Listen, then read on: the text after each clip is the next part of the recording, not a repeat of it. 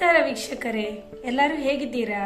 ನಾನು ಸಾನ್ವಿ ಸಚಿನ್. ನಿಮಗೆಲ್ಲರಿಗೂ ದ ಬೋರ್ಕರ್ಸ್ ಚಾನೆಲ್ಗೆ ಸ್ವಾಗತ. ಇವತ್ತು ನಾನು ಉತ್ತರ ಕರ್ನಾಟಕದ ಇನ್ನೊಂದು ವಿಶೇಷ ಅಡುಗೆಯ ಬಗ್ಗೆ ಹೇಳಿಕೊಡ್ತಾ ಇದ್ದೇನೆ. ನಿನ್ನೆ ನಾನು ರೊಟ್ಟಿ ರೆಸಿಪಿನ ಹಾಕಿದ್ದೆ, ಜೋಳದ ರೊಟ್ಟಿದ್ದು. ಜೋಳದ ರೊಟ್ಟಿಯ ಜೊತೆ ಬಳಸುವಂಥದ್ದು ಎರಡು ಬಗೆಯ ಚಟ್ನಿಗಳು. ಒಂದು ಶೇಂಗಾ ಚಟ್ನಿ, ಇನ್ನೊಂದು ಪುಟಾಣಿ ಚಟ್ನಿ. ಇದನ್ನು ಕ್ವಿಕ್ಕಾಗಿ 5 ನಿಮಿಷದಲ್ಲಿ ಮಾಡಿ ತಯಾರು ಮಾಡ್ಬೋದು. ಹೇಗೆ ಮಾಡೋದು ಅಂತ ಇವತ್ತಿನ ವಿಡಿಯೋದಲ್ಲಿ ತೋರಿಸಿಕೊಡ್ತೇನೆ. ಬನ್ನಿ ವೀಕ್ಷಕರೇ, ವಿಡಿಯೋ ಶುರು ಮಾಡೋಣ. ವೀಕ್ಷಕರೇ, ಮೊದಲಿಗೆ ಶೇಂಗಾ ಚಟ್ನಿ ಮಾಡಲಿಕ್ಕೆ 1 ಕಪ್ ಶೇಂಗಾನ ನಾನು ಅಂದರೆ ನೆಲಗಡಲೆನ ಒಂದು ದಪ್ಪ ಕಡಾಯಿಯಲ್ಲಿ ಹಾಕಿ ಅದನ್ನು ಒಳ್ಳೆ ಮಾಡಿ ಫ್ರೈ ಮಾಡಬೇಕು. ಅದರ ಸಿಪ್ಪೆ ಎಲ್ಲ ತನ್ನಿಂತಾನೆ ಬಿಟ್ಕೊಳ್ಳೋ ತನಕ ನಾವು ಫ್ರೈ ಮಾಡಬೇಕು. ಎಷ್ಟು ಇದನ್ನು ಹುರ್ಕೊಳ್ತೀವೋ ಅಷ್ಟು ಈ ಚಟ್ನಿಯ ರುಚಿ ಚೆನ್ನಾಗಿ ಬರ್ತದೆ. ಒಂದು 5ರಿಂದ 10 ನಿಮಿಷ ಹಿಡಿಯಿತು ನನಗೆ ಇದು ಫ್ರೈ ಮಾಡ್ತಾ ಇದ್ದೆ ನಾನು. ನೋಡಿ, ಈಗ ಚೆನ್ನಾಗಿ ಸಿಪ್ಪೆ ಎಲ್ಲ ಎದ್ದೋಗ್ತಾ ಇದೆ. ಆಮೇಲೆ ಒಳ್ಳೆ ಇದಾಗಿದೆ, ಇದು ಫ್ರೈ ಆಗಿದೆ. ಈಗ ಇದರ ಸಿಪ್ಪೆನ ನಾನೆಲ್ಲ ಸುಲಿದು ನೋಡಿ ಕ್ಲೀನ್ ಮಾಡಿ ಇಟ್ಕೊಂಡೆ. ಇಲ್ಲಿ ಶೇಂಗಾ ಮತ್ತು ಪುಟಾಣಿ ಚಟ್ನಿ ಮಾಡ್ತಾ ಇದ್ದೇವೆ. 1 ಕಪ್ ಶೇಂಗಾ, 1 ಕಪ್ ಪುಟಾಣಿ ತಗೊಂಡಿದ್ದೇನೆ. ಎರಡಕ್ಕೂ ಸಹ ನಾವು ಉಪ್ಪು, ಬೆಳ್ಳುಳ್ಳಿ, ಜೀರಿಗೆ ಮತ್ತು ಸ್ವಲ್ಪ ಕರಿಬೇವು ಮತ್ತು ಕೆಂಪು ಮೆಣಸಿನ ಪುಡಿ ಇದಿಷ್ಟನ್ನು ತಗೊಳ್ಬೇಕು. ಮೊದಲಿಗೆ ನಾವು ಪುಟಾಣಿ ಚಟ್ನಿನ ಮಾಡುವ. 1 ಕಪ್ ಪುಟಾಣಿನ ನಾನು ಮಿಕ್ಸಿ ಜಾರಲ್ಲಿ ಹಾಕ್ಕೊಂಡೆ. ಅದರ ಜೊತೆಗೆ ಒಂದು 4-5 ಎಸಳು ಬೆಳ್ಳುಳ್ಳಿನ ಸೇರಿಸ್ತಾ ಇದ್ದೇನೆ. ಇಲ್ಲಿ ನೋಡಿ, ನಾನು ಎರಡಕ್ಕೂ ಮಸಾಲೆ ಸಾಮಗ್ರಿಗಳು ಸೇಮ್ ತಗೊಂಡಿದ್ದೇನೆ. ಸ್ವಲ್ಪ ಜೀರಿಗೆ 1 ಚಮಚದಷ್ಟು. ಆಮೇಲೆ ಈಗ ಸ್ವಲ್ಪ ನಾವು ಕರಿಬೇವಿನ ಸೊಪ್ಪನ್ನು ಸೇರಿಸುವ, ಒಂದು 10 ಎಲೆಗಳಷ್ಟು. ಕರಿಬೇವು ಸೇರಿಸಿದ್ರೆ ರುಚಿ ಚೆನ್ನಾಗಿ ಬರ್ತದೆ. ಈಗ ನಾನು ಕೆಂಪು ಖಾರ ಪುಡಿ ಸೇರಿಸ್ತಾ ಇದ್ದೇನೆ. ಇದರಲ್ಲಿ ನಾನು ಖಾರ ಪುಡಿ ಮತ್ತು ಕಾಶ್ಮೀರಿ ಚಿಲ್ಲಿ ಎರಡನ್ನೂ ಮಿಕ್ಸ್ ಮಾಡಿದ್ದೆ. ಆಮೇಲೆ ರುಚಿಗೆ ಉಪ್ಪು. ಕಾಶ್ಮೀರಿ ಚಿಲ್ಲಿ ಪೌಡ್ರ್ ಹಾಕಿದರೆ ಬಣ್ಣ ತುಂಬ ಚೆಂದ ಬರ್ತದೆ. ಈಗ ನೋಡಿ, ಚಟ್ನಿನ ನಾವು ನೈಸಾಗಿ ಪುಡಿ ಮಾಡಿದ್ವಿ. ಪುಟಾಣಿ ಚಟ್ನಿಯನ್ನು ಇವರು ನೈಸಾಗಿ ಮಾಡ್ತಾರೆ. ಇದು ನೋಡಿ, ಈಗ ಪುಟಾಣಿ ಚಟ್ನಿ ರೆಡಿ ಆಯಿತು. ಈಗ ನೆಲಗಡಲೆ ಚಟ್ನಿಗೆ ನೋಡಿ, ನೆಲಗಡಲೆ ಸಿಪ್ಪೆ ಸುಲಿದದ್ದು, ಅದರ ಜೊತೆಗೆ ಬಾಕಿ ಎಲ್ಲ ಸೇಮ್ ಇದೆ ಸಾಮಗ್ರಿಗಳು. ಈಗ ನಾವು ಮಿಕ್ಸಿ ಜಾರಲ್ಲಿ ಸಿಪ್ಪೆ ಸುಲಿದಿಟ್ಟಂತಹ ನೆಲಗಡಲೆನ ಮೊದಲಿಗೆ ಹಾಕ್ಕೊಳ್ಳುವ.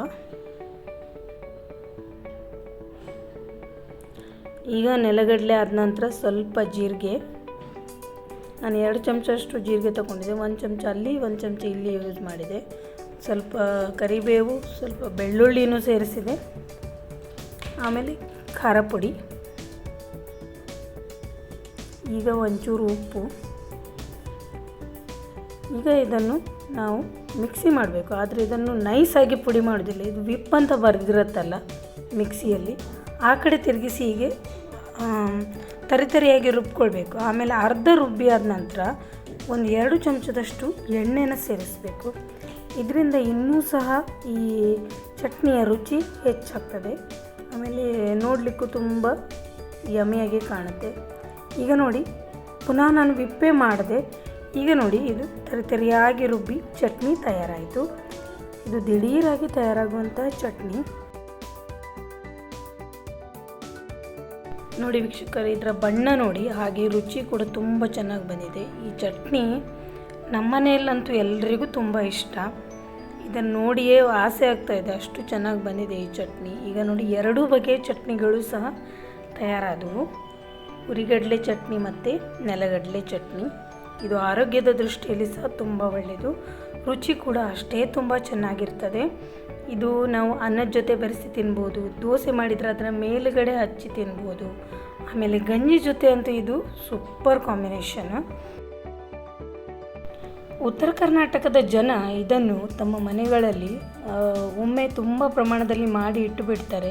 ಆಮೇಲೆ ಸುಮಾರು 1 ತಿಂಗಳ ತನಕ ಇದನ್ನು ಬಳಸ್ಬೋದು, ಏನೂ ಇದು ಕೆಡೋದಿಲ್ಲ. ಆಮೇಲೆ ಅವರು ಇದನ್ನು ರೊಟ್ಟಿ ಜೊತೆ ತಿಂತಾರೆ.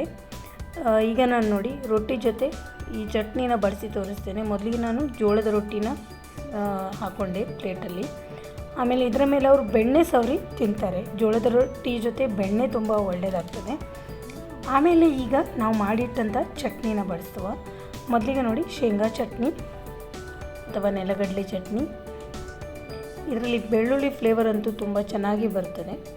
ಆಮೇಲೆ ಸ್ವಲ್ಪ ಪುಟಾಣಿ ಚಟ್ನಿ, ಇದು ಕೂಡ ತುಂಬ ರುಚಿಯಾಗಿರ್ತದೆ.